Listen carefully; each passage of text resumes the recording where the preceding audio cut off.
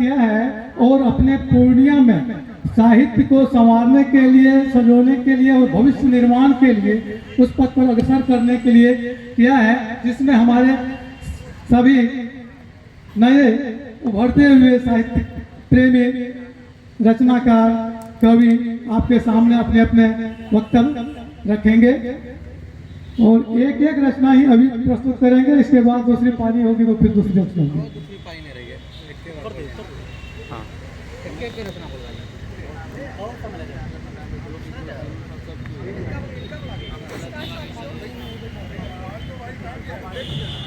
नमस्कार साथियों, हास्य व्यंग पर आज थोड़ी लंबी चर्चा चली।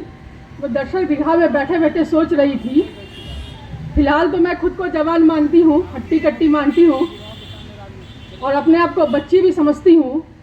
मुझसे कई वर्ष बड़े, उम्रदराज, 2 वर्ष जन जब अपने हास्य व्यंग की बौछार कर रहे थे तो मैं सोच रही थी इतनी ऊर्जा इनके पास कहाँ से आती है। तो मैं थोड़ा डल फील कर रही थी। मैं डर गई इन दोनों को इतने लंबे समय तक बोलते हुए, इतनी ऊर्जा के साथ, इतनी गर्मी में, जीवन के अंतिम अवसान पर और इतने काम करने की जो इच्छा है, बलवती इच्छा है, इनको इन लोगों ने कैसे मेंटेन कर रखा है, वो मैं सीखने की कोशिश में थी। और मैं बहुत लो फील कर रही थी कि अब कभी सम्मेलन होने वाला है, मैं जाऊंगी, मैं क्या बोलूँगी, कैसे बोलूँगी। तब तक मेरे बगल में जो मेरी मित्र बैठी हैं, प्रिया सिन्हा, उन्होंने एक एटम बम दाग दिया। उन्होंने कहा कि जाइए स्नेहा जी, जाइए, कभी सम्मेलन शुरू हो रहा है, बस हम लोग के हाथ में तलवार नहीं है, याद रखिएगा। तो अभी मैं उसी ऊर्जा को कैच करके यहाँ आई हूँ। तलवार तो मेरे हाथ में भी नहीं है, लेकिन मेरी भावना में हमेशा तलवार है। और औरत का सर्वश्रेष्ठ श्रृंगार है तलवार, और मेरी आदर्श है मणिकर्णिका। नमस्कार साथियों, आज इस कवि सम्मेलन में आप सबों के समक्ष मन के भावों को वाणी देती हुई प्रस्तुत है मेरी कुछ स्वरचित कविताएं। पुण्यतिथि पर विशेष भावभीनी श्रद्धांजलि अर्पित करती हुई एक रचित कविता। चिलिकता की सौंधी खुशबू से हम सब हुए सराबोर। आंचलिकता की सौंधी खुशबू से हम सब हुए सराबोर, पर हमने वास्तव में पद दलितों के लिए क्या किया? पर हमने वास्तव में पद दलितों के लिए क्या किया, सिवाय हर बार अकृतज्ञ होने के, यह जानते हुए भी कि जीवन में हर चीज की कीमत चुकानी पड़ती है। यह जानते हुए भी कि जीवन में हर चीज की कीमत चुकानी पड़ती है। साहित्य में राजनीति कोई समाधान नहीं, साहित्य में राजनीति कोई समाधान नहीं, बल्कि हमारी मूल समस्या है। अपने ही जड़ों को खाने वाली राजनीति से बड़ी भरी यह साहित्यिक क्रांति बड़ी निर्मम है। हमारे अकेलेपन का यह इलाज नहीं, हमारे अकेलेपन का यह इलाज नहीं, और न ही जातिगत भेदभाव दूर करने का कोई माध्यम है। कोसी की बद्दुआ और बोध गया की पीली हवा, मैला ही बना रहा इस कोसी माटी का अचरवा। मान इसे तीसरी नहीं बल्कि हमारी चौथी कसम, मान इसे तीसरी नहीं बल्कि हमारी चौथी कसम।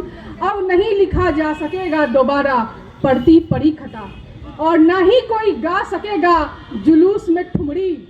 ओ पिंजरे वाली मुनिया, रेणु को हमसे छीन, तूने दे दी या चोट बड़ी गहरी। दूसरी कविता सुनिए। अंजुलियों में भर भर कर मैंने कितने ही हीरो को कहा है अलविदा दोस्तों। अंजुलियों में भर भर कर मैंने कितने ही हीरो को कहा है अलविदा दोस्तों। लहरों का साथ निभाने के वास्ते मैं सहता ही रहा हूँ चंचल सरिताओं का उत्पात, और चुपचाप सुनता हूँ अपने अंतर्मन की आवाज़ जो हर पल कहा करती है मुझसे, काजल की कोठरी से शायद ही कोई बेदाग निकलता है। जानता हूँ कीमत तो देनी ही पड़ेगी इस जीवन में, झूठे सच्चे मूल्यों के लिए इस दुनिया के वन में। कभी भी एकाकीपन का इलाज नहीं होती है राजनीति, कभी भी एकाकीपन का इलाज नहीं होती है राजनीति।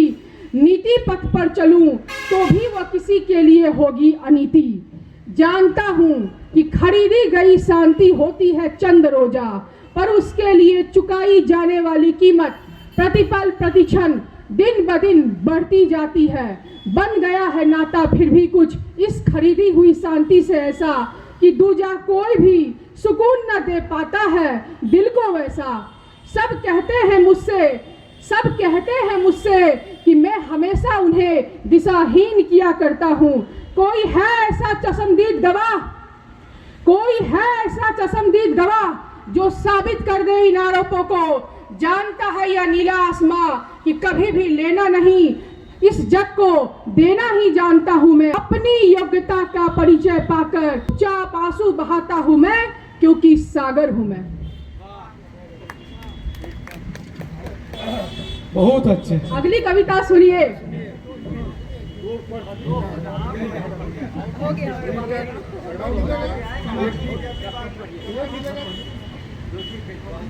फिर होगी सेकंड राउंड में समय पर तो आपने